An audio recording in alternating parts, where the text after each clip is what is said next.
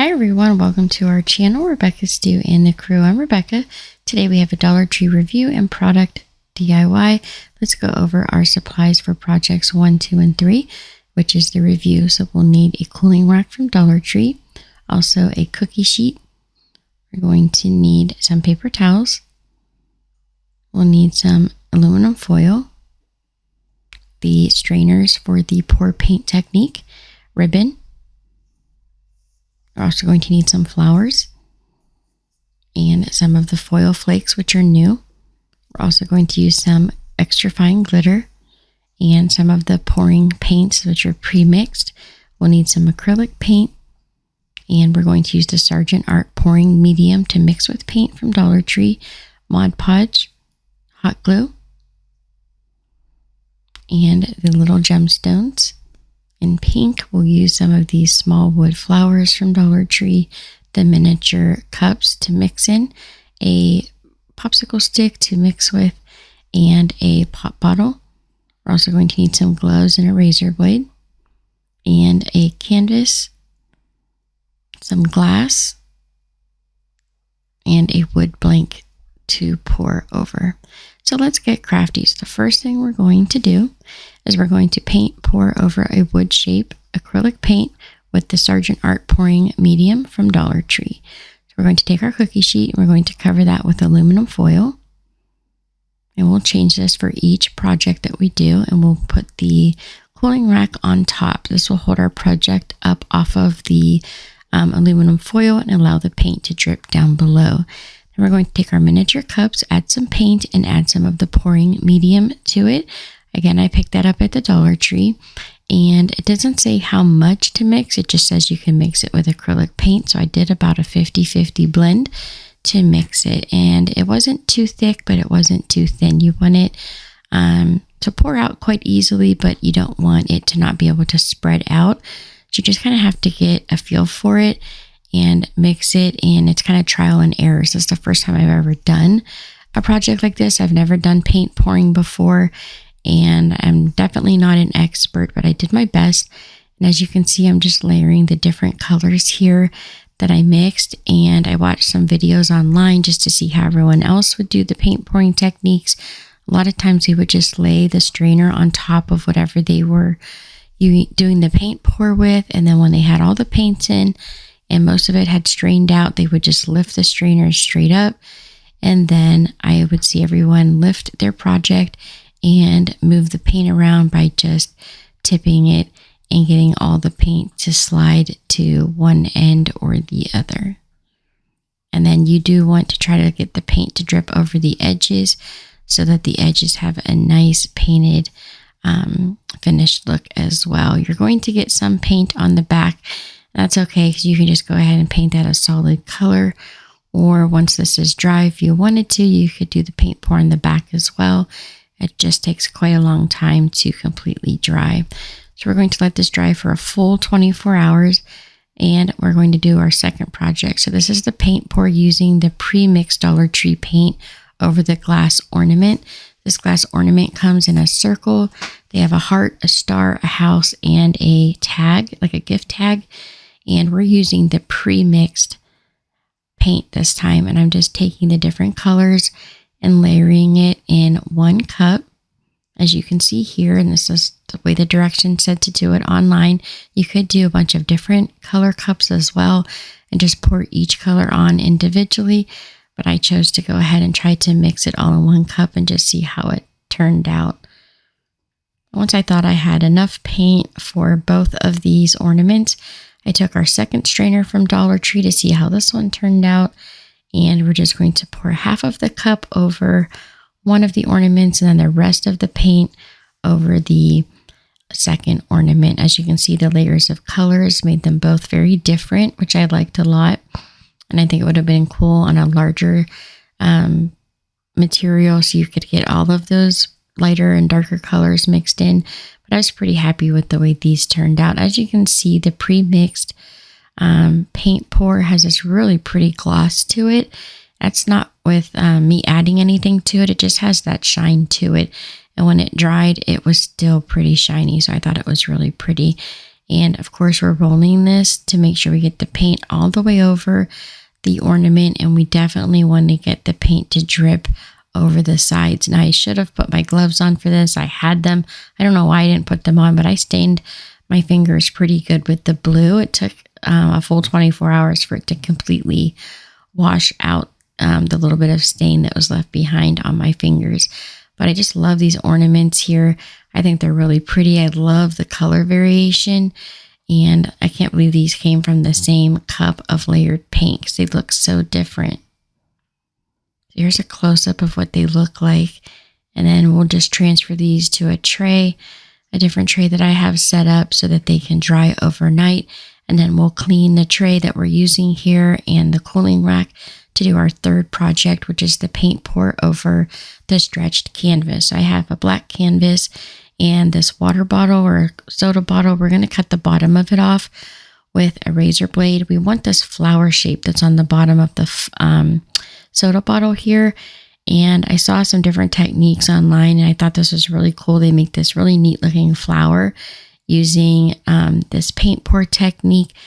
I don't know if the paint that I used wasn't the right thickness or consistency, because it looked right when I was doing this part where you just pour the paint over top of the bottom of the soda bottle. You allow the paint to drip over the edges. Once it's dripped down, you just keep doing the same thing and layering it. It starts to make this flower that you can see here. Once you get about 5 or 6 paint pours in, then you twist the soda bottle just a little bit so that you have the paint that's dripping moved over to almost make different flower petals in different spots. You just give it a quarter turn, as you can see I did there, and then you layer the paint again. And then when you take it off, you use a dowel rod or a spatula or some sort, and you just drag it through the paint to the edges of the canvas.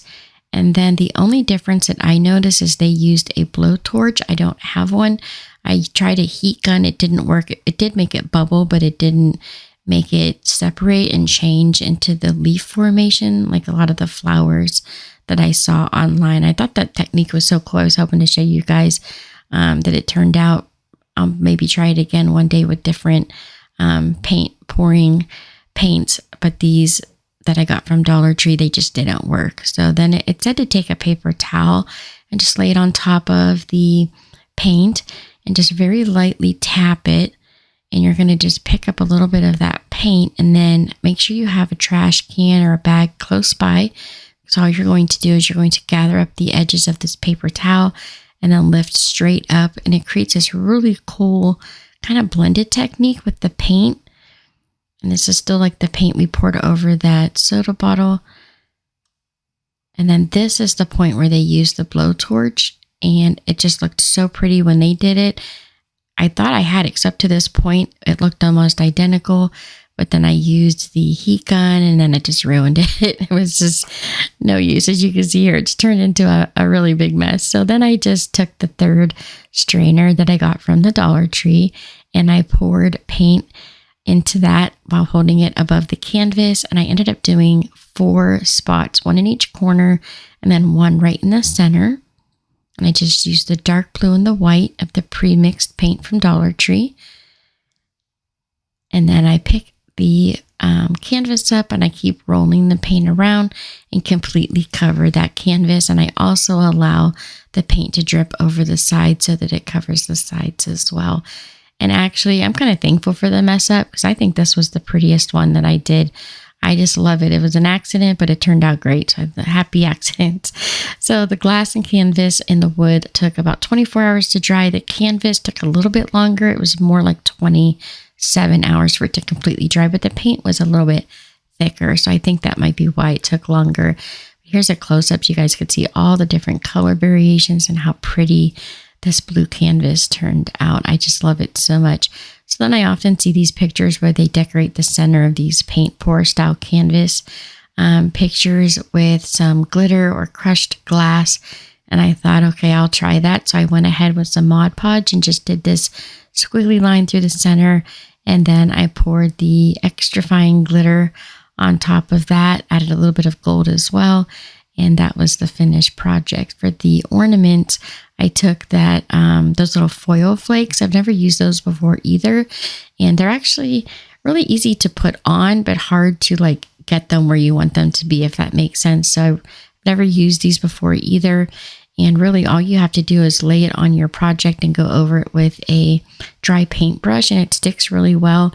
You can seal it with some Mod Podge if you like. I didn't find it necessary because it was sticking to the glass so well. It literally was just on there. I don't understand how it works. It just sticks to it. But I did the silver for the dark blue one, and then I just decorated it with this little word here and the natural wood. I didn't stain it or anything. I just attached it with some hot glue, which is just a word I had from like fall, leftover from fall crafts from Dollar Tree. And then I love these little flowers they have out for springtime. And I kind of played with it a little bit to kind of figure out where I wanted the flowers to go. I ended up deciding on using 3 of the wood flowers, and I glue those on in different positions on the ornament.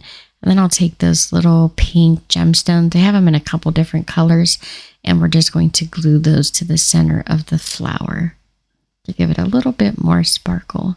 And we just attached that with hot glue. And then I made a small satin bow for the top and a coordinating blue.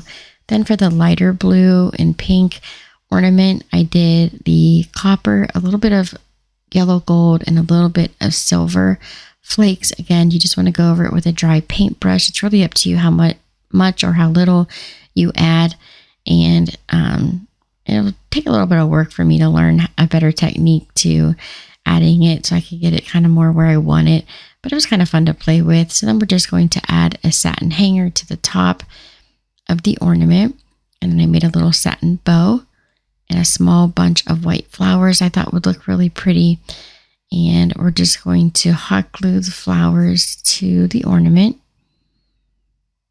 And then we'll take our bow and attach that to the bottom of the stem of the flowers. And we'll cut off the excess so it doesn't look like we're, got too big of a bow there at the bottom. So we're just attach that with our hot glue. And then at the top, I just created this little crease at the top of the hanger and added another bow. And that's it. So there's our 2 ornaments. I just love these. I think they turned out really cute. And for our bunny, we can't forget the bunny. We're going to create a bow, and we're just using the same color ribbon as we used for the paint pour. So kind of like a mint green, pink, purple, and a light blue. And we just keep creating this X pattern until we have a nice full ribbon. And then we'll take a larger piece of ribbon and we're going to tie that in a double knot. And then this ribbon that we tied it with is the perfect length so that we can go ahead and just attach it right to the neckline of the bunny. And as you can see, we painted the back and the base a light blue. And then we'll just put a little bit of hot glue to hold the bow in place, even though it's tied on. And then we'll use our scissors to create this like dovetail pattern on all the little ribbons, and then fluff up the bow. I think the bunny has so much detail with the different colors of paint that really all it needed was a bow. I think anything else would just be too much on this little bunny here. So that's him all finished. And there's our ornament, the bunny, and of course our paint pour canvas. And now let's do our DIY just using Dollar Tree products. So the supplies we're going to need for this project number 4 is one of these wood pallet boards. They have peace, love, and home. We're going to use the one that says home. Also, we will need these little beads. They're like half beads I pulled off of a Dollar Tree sign, some birch ribbon, also the farmhouse ribbon from Dollar Tree, and some scrapbook paper. I actually got this at Hobby Lobby. We'll need some Mod Podge and some acrylic paints. We'll need a cup to mix some paint in and a little stick to mix with. We'll need a razor blade and scissors and hot glue. And let's get crafty. So the first thing we're going to do is we are going to take our birch ribbon, lay it on top of our home sign, and we're going to cut about 5 or 6 pieces so that we'll be able to cover the whole entire front of the sign. And it's okay if you cut it a little bit long. We'll trim it off at the end. So we're just going to add a little bit of Mod Podge at a time, making sure we pay special attention around the letters and the edges of the sign to make sure everything is sealed down really well and that we have enough Mod Podge. And we'll just keep doing this layering technique all the way up to the top. And I believe I used 5 pieces of the birch ribbon. I could have overlapped it a little bit more and used 6, but I think 5 was enough. We didn't really need to overlap it all that much. It tended to look like it was all one solid piece, even though I didn't do a big overlap. So then I let it dry for a few minutes. I flip it over and I cut out the lettering with an X-Acto knife. As you can see, around the corners, it would get a little bit stuck, so a little bit harder. But once I had the corners cut out, it actually cut out quite easy. You just want to take your time and be careful because you don't want to cut yourself. The corners are the trickiest part, and every once in a while that ribbon is overlapped, so it might be a little bit harder to cut through, so just take your time. And then you'll flip it over, and that helps to pop it out from the front. And now we have all the letters cut out. We'll just trim along the edges, the excess birch ribbon, and then you can use a sanding block or an emery board and sand the edges just to get a nice clean edge. And I'm going to just use the sanding blocks from the Dollar Tree. Now we're going to take our scrapbook paper and fold it in half, and then we'll cut right up the center. And then it'll be a little bit too short, so we're going to cut a little bit off of our second piece and attach it to the bottom of our first piece to make it long enough to cover the whole back of the sign. So all we're going to do is check and make sure it will fit properly, and then if it does, go ahead and cover the back with your Mod Podge. Make sure you pay special attention around the letters and then the edges. And then attach your scrapbook paper laying face down so the design will show through the lettering that's cut out in the front.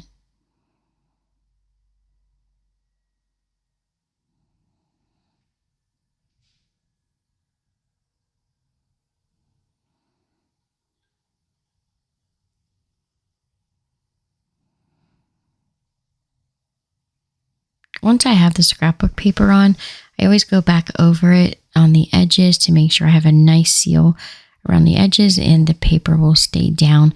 If you want to, you can end up painting the back of this sign to have a nice finished look. I ended up painting mine black when it was finished and all the Mod Podge had dried.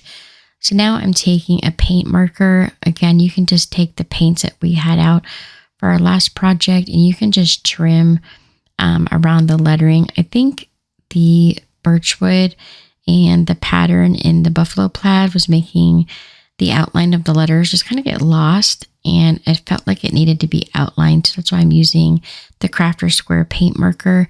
You could just use a Sharpie or some Dollar Tree paint and a detail brush to just line the lettering here to help it pop out a little bit.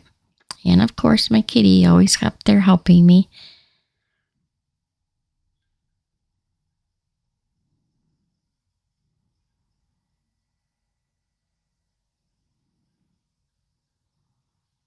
You can see a huge difference once we add the outline to the lettering, how much easier it is to read.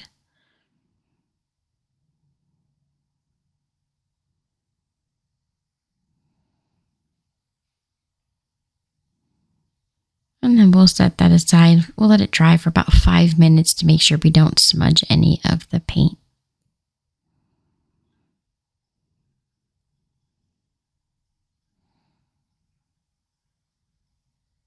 Okay, so now we're going to take those little half beads. I actually pulled these off of one of these Dollar Tree signs. One of them that I had, they were popping off. So I used one of them for a craft a few weeks ago, and then I saved the beads so I could use them in a different project. So I'm just taking some black paint, acrylic paint from Dollar Tree, adding about a tablespoon of water, and I mix the paint with the water and then pour it over the beads. And we're just creating like almost like a stain. We're just staining the wood pieces. So I just mix it up a little bit and I let them sit for about 5 minutes, and then I'll pour them out on a tray or a paper towel and then just dab off the paint and water, and we'll just dry them with the paper towel.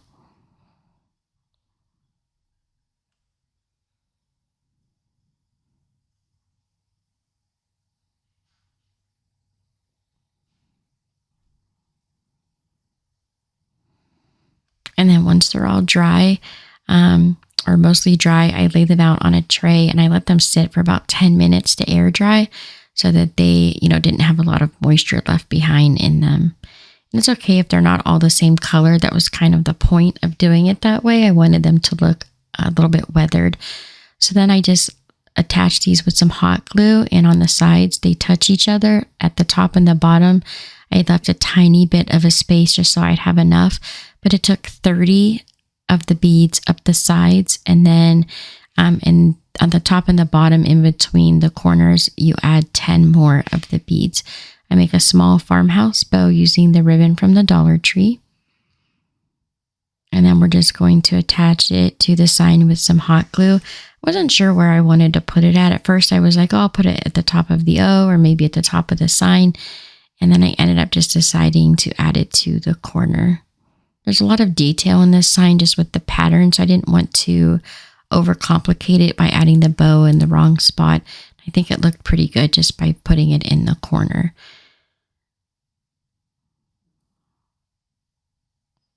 And so the sign's all done. It's pretty straightforward. It's easy to do. It's a little bit time consuming just because there's a lot of parts of kind of putting it together, but it's really easy to do to actually execute the craft.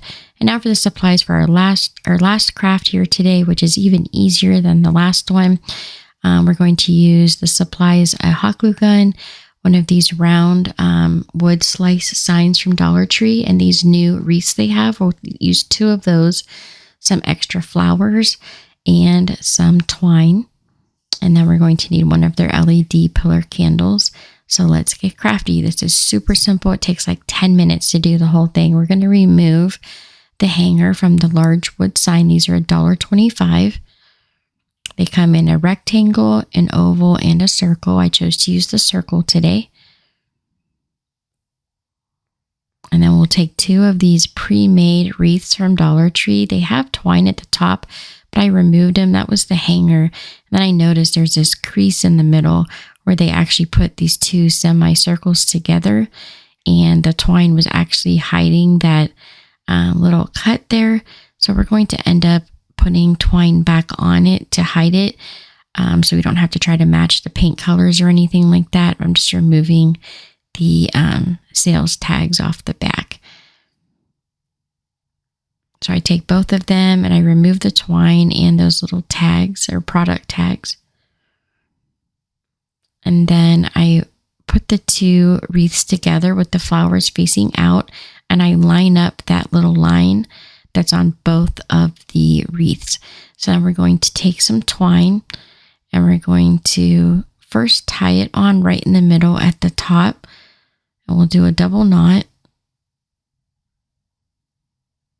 And then we'll add a small line of hot glue on each side of the twine and wrap the twine really close next to each other a few times just to create this little like 1/2 inch piece of twine at the top.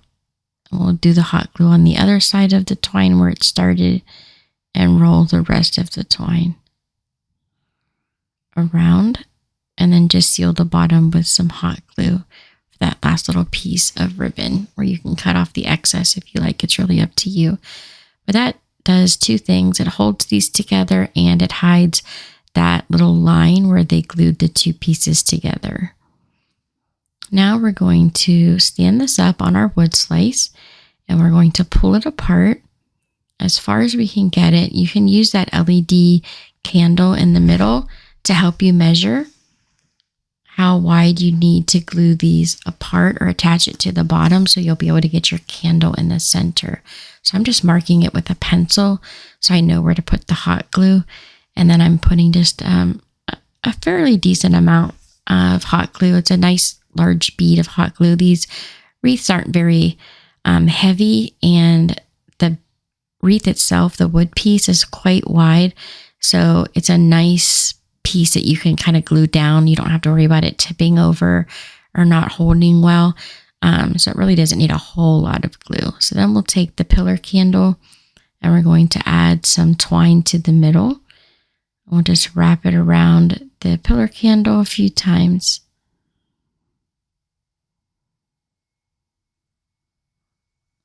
And attach the end with some hot glue. Then we'll take these little tiny flowers that I just had left over from my daughter's wedding. And we're going to add the little flowers to the candles. And then these little leaves will glue around the edges as well, just to create this little decorative pattern around the candle and dress it up a little bit more. This, of course, is completely optional. You could also use that scrapbook tape that they have. That's the glitter tape, which is really pretty. I think the gold one would look really pretty on this candle. And you could even add like glitter to the candle if you wanted to. Sometimes people take, these candles are covered in wax, so you could actually take, we could use like tissue paper or the napkins that are floral and melt those to the candles to decorate the outside. They're actually really pretty when they're done. Those wax LED candles are fun. So we'll stick that down in the base and make sure it fits.